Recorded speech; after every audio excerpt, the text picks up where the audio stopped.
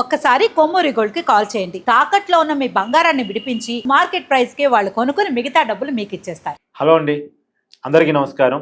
నాతో ఉన్నారు ప్రముఖ సామాజిక రాజకీయ విశ్లేషకులు కొత్త రాజేంద్రబాబు గారు. సార్ నమస్కారం. నమస్తే సార్. మొన్న ఈ మధ్య జగన్మోహన్ రెడ్డి గారి ప్రెస్ మీట్లో తండ్రి కొడుకుని జాకీలెత్తి పైకి లేపుతున్నాడు, కొడుకు తండ్రిని జాకీలెత్తి పైకి లేపుతున్నాడని చంద్రబాబు నాయుడు నారా లోకేష్ గారి గురించి మాట్లాడారు.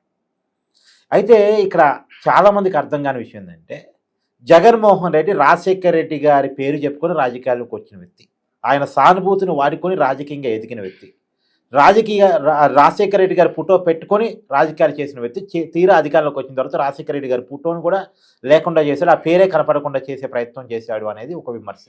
తర్వాత విజయమ్మ గారిని కూడా రాజకీయంగా, అంటే ఆమెకి పాపం రాజకీయాలు అలవాట్లేదు, కానీ సానుభూతి కోసం ఆమెని రాజకీయాల్లోకి తీసుకొచ్చి రాజకీయంగా ఆమెని కొంత వాడుకొని తర్వాత కాలంలో తల్లిని కోర్టుకు లాగాడు జగన్మోహన్ రెడ్డి అనేది కూడా మనం ఆ విమర్శను చూస్తున్నాం. తర్వాత చెల్లిని కూడా రాజకీయంగా వాడుకొని ఇంట్లో నుంచి బయటకు నెట్టేశాడు అనేటువంటిది. చెల్లి జగన్మోహన్ రెడ్డికి వ్యతిరేకంగా రాజకీయ పోరాటం చేస్తుంది, కాంగ్రెస్ పార్టీలో జాయిన్ అయ్యి. అలాంటిది జగన్మోహన్ రెడ్డి గారి ఈ స్టేట్మెంట్ మీరు ఎలా చూస్తున్నారు? కార్తీక్ గారు, మీరు ఇంట్రోలో ప్రస్తావించిన అంశాల్లో నా చిన్న అబ్జెక్షన్స్. జగన్ రెడ్డి గారి ప్రెస్ మీట్ అని పదం వాడారు మీరు. అది ప్రెస్ మీట్ లాంటి ఉపన్యాసం.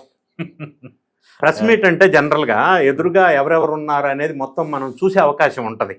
అక్కడ ఆయన పెట్టే దాన్ని ప్రెస్ మీట్ పేరు చెప్పారు, కానీ అది సుదీర్ఘ ఉపన్యాసం 2-3 అవర్స్. రెండో అంశం, మీరు ఆయన మాట్లాడిన మాటల్లో చంద్రబాబు నాయుడు గారిని వాళ్ళ కొడుకు జాకీతో లేపుతున్నారు, వాళ్ళ కొడుకుని చంద్రబాబు నాయుడు గారు జాకీతో లేపుతున్నారు. ఇంకొక పదం కూడా అన్నారు, మీరు మర్చిపోయారు. పవన్ కళ్యాణ్ గారు వీళ్ళిద్దరిని జాకీతో లేపుతున్నారు. ఇది ఆయన అన్న మాటలు. చిన్న క్లారిఫికేషన్. ఇక ప్రధానంగా మీరు ఇంట్రోలో ప్రస్తావించినట్టుగా ఆ మాటలు అనటానికి జగన్ రెడ్డి గారికి అర్హత ఉందా, నైతికంగా ఈయన ఎలిజిబుల్ ఆ మాటలు మాట్లాడటానికి? ఎందుకంటే అబద్ధాల పుటల్లో నుంచి పుట్టిందే వైఎస్ఆర్ కాంగ్రెస్ పార్టీ. ఎక్కడి నుంచి పుట్టింది ఆ పార్టీ? పుట్టుక ఏంటి? సరే, మీరు అన్నారు వైఎస్ రాజశేఖర రెడ్డి గారు దివంగత నేత. అవును, అప్పుడు మంచి పేరు సంపాదించారు కొన్ని పథకాల్లో. అవును, ఏదేమైనా రాజకీయంగా విభిన్న భావాలు ఉన్నప్పటికీ పర్సనల్ రిలేషన్స్ బాగానే మెయింటైన్ చేసేవారు రాజశేఖర రెడ్డి గారు. ఏ మాట కా మాట.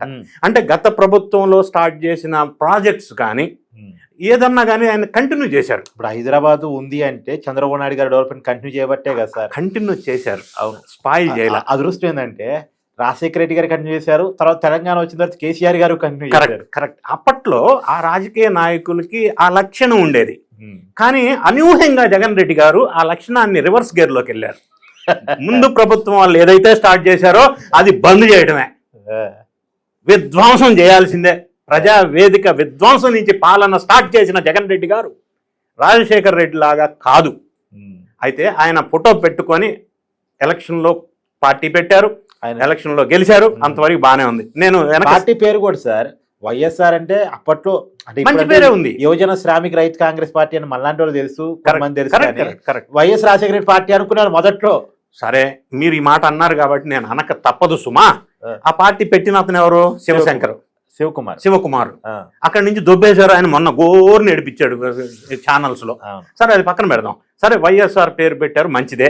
ఆ పార్టీ పేరు పెట్టినప్పుడు ఎలక్షన్లో గెలుపొంది ఒక అధికారం వచ్చేంత వరకు వైఎస్ రాజశేఖర రెడ్డి గారి ఫోటో ఉండేది. అది సాక్షి మీడియాలో కానీ శాటిలైట్ ఛానల్లో వీళ్ళ కరపత్రాల్లో కానీ ఉండేది. కాలక్రమంలో అధికారం వచ్చిన తర్వాత ఆ ఫోటో కూడా దొబ్బేశారు, మాయం చేసి పడేశారు. అవసరం లేక మనం ఒక స్టేజ్కి వచ్చినాక వాళ్ళది ఎందుకు మనకి, వాడుకో వదిలేసుకో, యూజ్ అండ్ త్రో, అదే పాలసీ. తండ్రి పేరు మళ్ళా తండ్రి పేరు, అది ఎవరు తండ్రి అయినా ఒకటే, ఏదైనా ఒకటి, దానికి దీనికి సంబంధం లే. ఇంకొకటి జాకీ విషయం మీరు మాట్లాడారు. నారా చంద్రబాబు నాయుడు గారిని ఎవరన్నా జాకీ పెట్టి లేపే అవసరం ఉందా? నారా లోకేష్ ఉందా? ఇలా ఉంటే భారతదేశంలో పెట్టుబడుల విషయంలో ఇండియాలో టాప్ 25.3% పెట్టుబడులని ఎందుకు టాప్ ర్యాంకింగ్ వస్తుంది? వాళ్ళిద్దరు ఎఫర్ట్స్ వల్లే, పవన్ కళ్యాణ్ సహకారం వల్లే కదా. ఎవరిని పెట్టి జాకీ లేపక్కర్లా. లేపేదే ఉంటే ఇన్ని పరిస్థితి డెవలప్మెంట్ వైపు ఎందుకు వెళ్తుంది? మీరు డెవలప్మెంట్ అంటే, మీరు నన్ను examples having said this, GSDP growth Jagan Reddy గారి పరిపాలనలో 5.01 ఉంది, ఇప్పుడు 10.74 ఉంది. Per capital income Jagan Reddy గారి కాలంలో 2.67 lakhs ఉంది, ఇప్పుడు పర్ క్యాపిటల్ ఇన్కమ్ 2.98 lakhs ఉంది. అప్పట్లో per capita power consumption 1347 kWh ఉంది.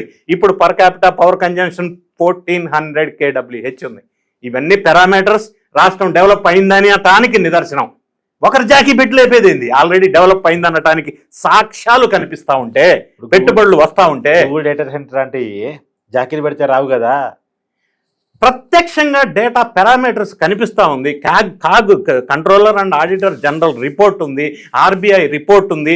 ప్రత్యక్షంగా మనకి పారామీటర్స్ తెలుస్తూ ఉంది. ఎవరు జాకీని పెడితే లేపితే పారామీటర్స్ రావు. జగన్ రెడ్డి గారు చేసిన అఘాయిత్యాలు, విధ్వంసం నుంచి ఇప్పుడు వికాసం వైపు వెళ్తూ ఉందనేది మనకు సామాన్య ప్రజలకు అర్థమవుతున్న తరుణంలో ఇంట్లో తల్లిని బయటికి ఆస్తుల విషయంలో దొబ్బేసి, చెల్లిని బయటికి దొబ్బేసి, తర్వాత బాబాయ్ హూకిళ్ళు బాబాయ్ అంటే ఎవరికి తెలియదు, ఇంతవరకు అది తేల్చలా, సున్నితమ్మని వీధిని పడేసి కుటుంబం చిన్నాభిన్నమయ్యేటట్టు చేసి రాజకీయం కోసం దేనికైనా రెడీ. అబద్ధాల పుటల్లో నుంచి పుట్టిన పార్టీ వైఎస్ఆర్ కాంగ్రెస్ పార్టీ. ఆ పార్టీ అధినేత చంద్రబాబు నాయుడు గారిని, పవన్ కళ్యాణ్ గారిని ఇంకో జాకీ పెట్టి లేపే అవసరం ఉందా? అసలు ఈయన ఈ మాటలు ఇక్కడ మాట్లాడే బదులు అసెంబ్లీలోకి వెళ్ళి నిలదీసేది ఉందా? ఎందుకు నిలదీయట్లా?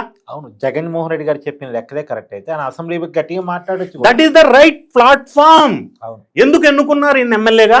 ఒకవేళ ఆయన్ని మాట్లాడనివ్వకపోతే అది కూడా లైవ్ లో ప్రజలందరూ చూస్తారు కదా, అప్పుడు కూడా సింపతి వస్తుంది కదా. అవును, వస్తుంది కదా. అవును, అధ్యక్ష అను, మైక్ కట్ చేస్తే మళ్ళీ అధ్యక్ష అను, బయటకు వచ్చి మాట్లాడనేట్లేదను. అవును, ఎవడిచ్చాడండి ఈయనకి సలహాలు? ఈ స్క్రిప్ట్లు మీరన్నా కొద్దిగా సలహా ఇవ్వచ్చు కదా, సరిగా మీరు సీనియర్ జర్నలిస్ట్ కదా.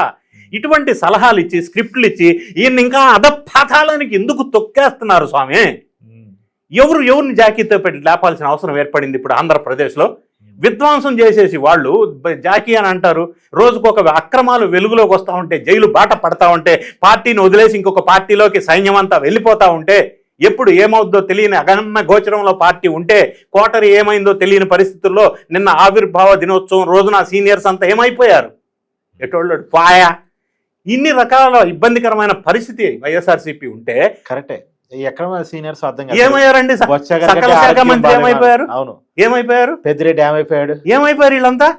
అంటే అంత అధ్వానంలో ఉంది పరిస్థితి అన్న చెప్పడం కోసం నేను ఈ ఎగ్జాంపుల్ చెప్పా.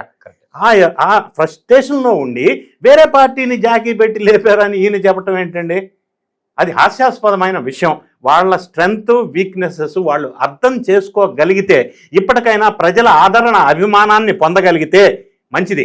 అంతే తప్ప రాష్ట్రం డెవలప్ అయితే మరి చంద్రబాబు నాయుడు గారికి పేరు వస్తుందనో, లేదు రాష్ట్రం డెవలప్ అయితే రేపు వైఎస్ఆర్ కాంగ్రెస్ పార్టీకి రప్ప అనేటోడు, హోలీ రోజు రక్తంతో అభిషేకం చేసేటోళ్ళు ఉండరు అన్న భయంతో ఇట్లాంటి నిందలు వేయటం కరెక్ట్ కాదు అనేది గమనించాలా వైఎస్ఆర్సీపీ మరియు జగన్ రెడ్డి గారు. Thank you.